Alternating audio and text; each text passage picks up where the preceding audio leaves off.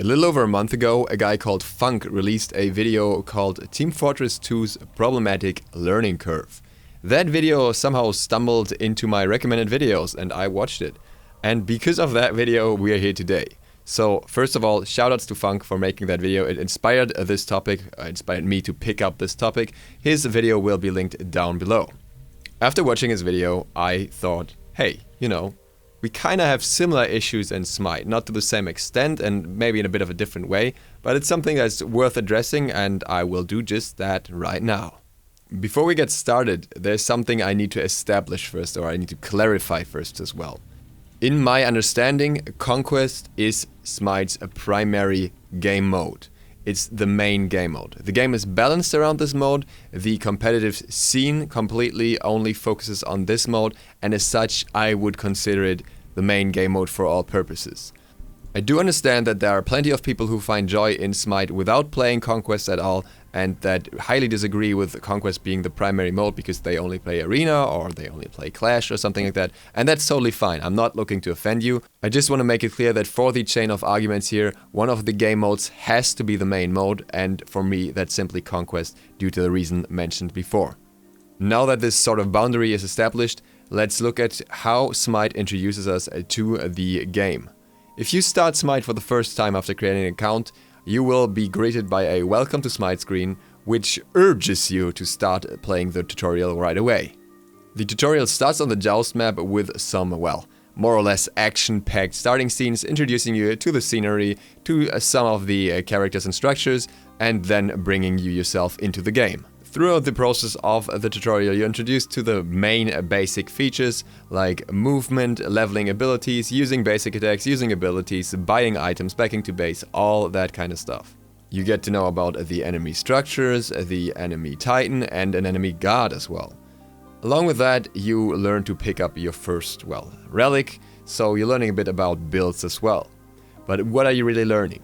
Well, a lot of the things are things that are simply necessary for this kind of game, because there are people who've never played a MOBA or a third-person game and you want to teach them how to move around, right? So that is not as much of a problem. I know that some games have a different approach here that I personally like better, where you just figure out things as you go instead of having instructions telling you exactly what to do. But in the end, I'd still rather have this than nothing at all. For the basic principle of learning the things like movement, the Joust map in my opinion is totally fine.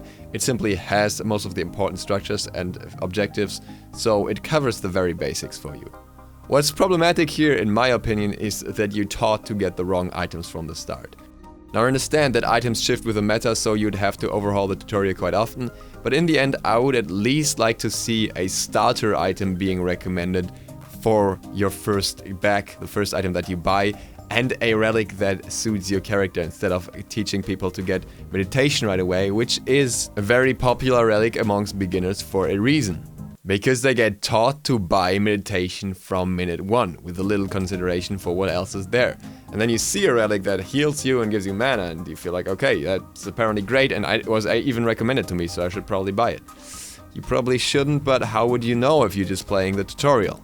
At this point I'm not expecting major explanations on how to do things properly, but it would be nice to just have recommendations that actually make sense for the beginners.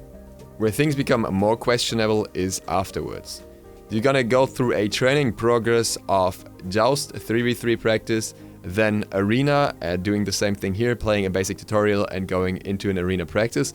You will play the same gods in all these modes. You have a selection of 5 starter gods, and that's it. That's fine so far. You learn 3v3 a little more, you can practice playing the game that way, and then you learn a little bit about Arena, but it shouldn't stop there. There are certain aspects of these trainings that are flawed as well, but I'm not going to go into too much detail. For example, in Arena, you're not really taught to clear minions before aggressing onto gods and stuff like that. But those are minor things in comparison to the overlying problem here. With the completion of these 4 quests or these 4 maps, the tutorial ends. You can skip the training beforehand and leave that training progress behind, and you can finish it at a later point.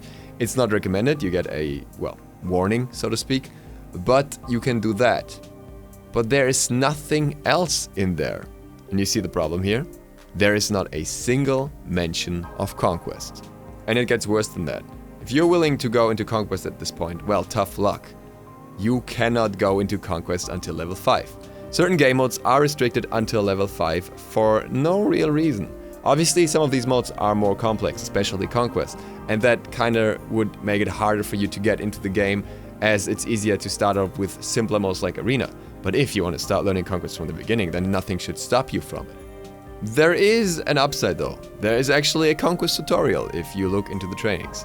Now the difference here is that you're not going to get, well, nudged towards that the same way that you get to Arena practice and 3v3 practice, but you have to do that Conquest tutorial on your own. You have to look for it, actively look for it.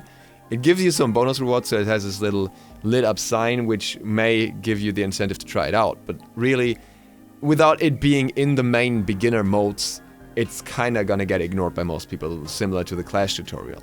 Some will look into it if they feel like they need more training and need to test out everything, sure.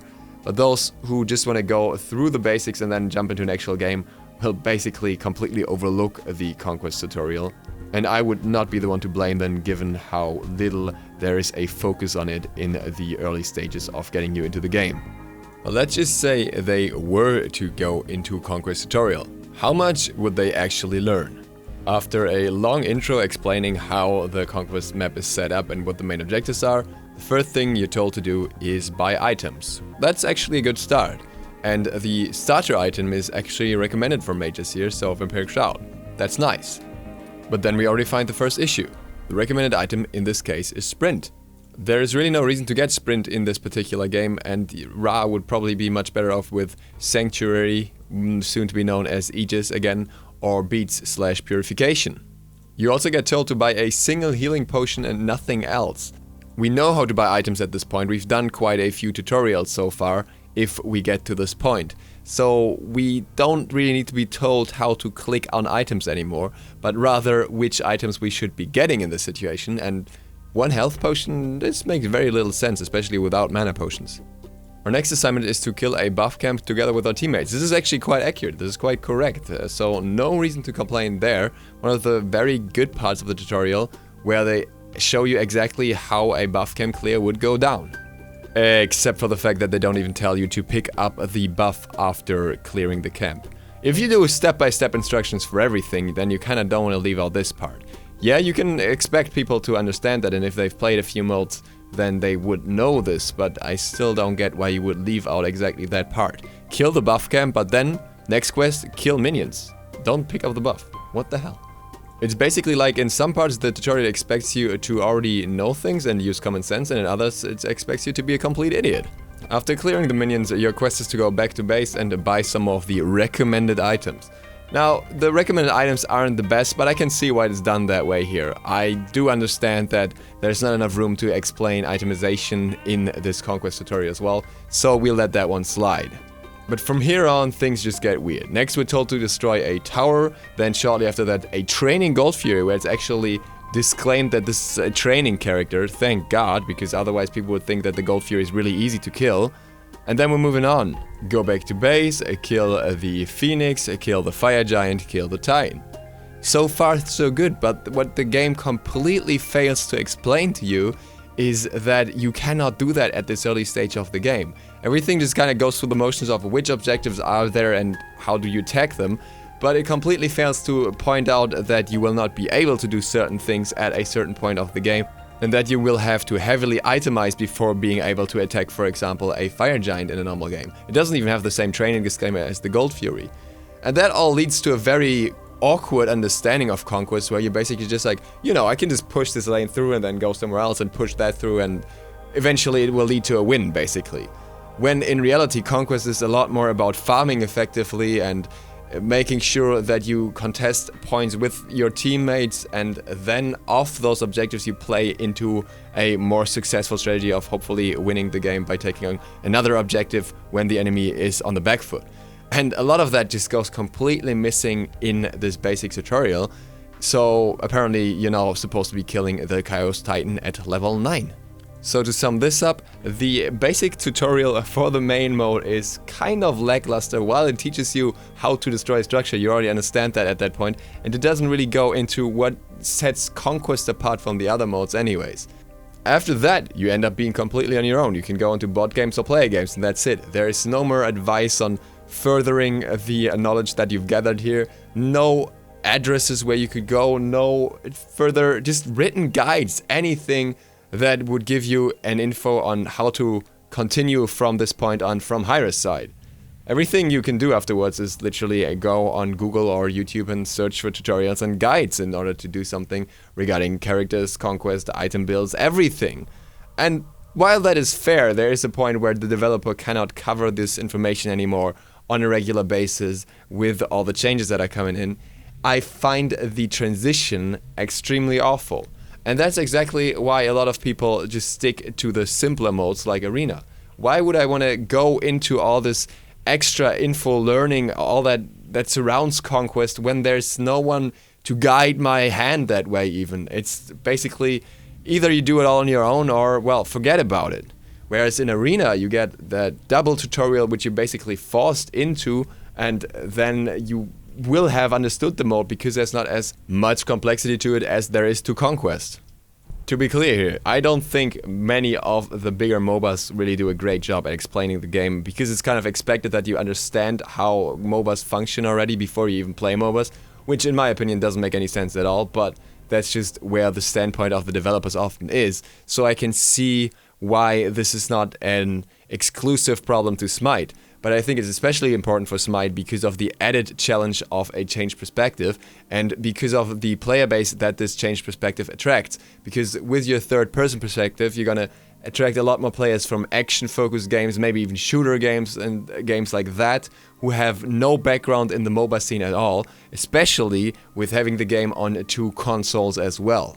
On the other hand, Hyras has made it clear over and over that they don't want people just playing the casual modes. Everything they do is kind of trying to push people into Conquest. There are more incentives for Conquest coming up with the next ranked season.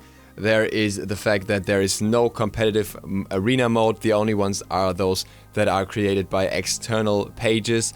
Nothing really pushes the arena mode from Hyras' side except for seasonal events where the arena gets redesigned, which is simply easier than with Conquest. So if the focus is not supposed to be on Arena, then why not give people more of a hand to go into Conquest? Even though the other games don't have great tutorials, their tutorials mostly focus on their main 5v5 mode, which is not the case for Smite. And with that, thank you guys for watching. I would like to hear your opinion on this topic down below. If you're not subscribed yet, feel free to do so. If you enjoyed this video, feel free to leave a like or a comment. DukeSloth, out.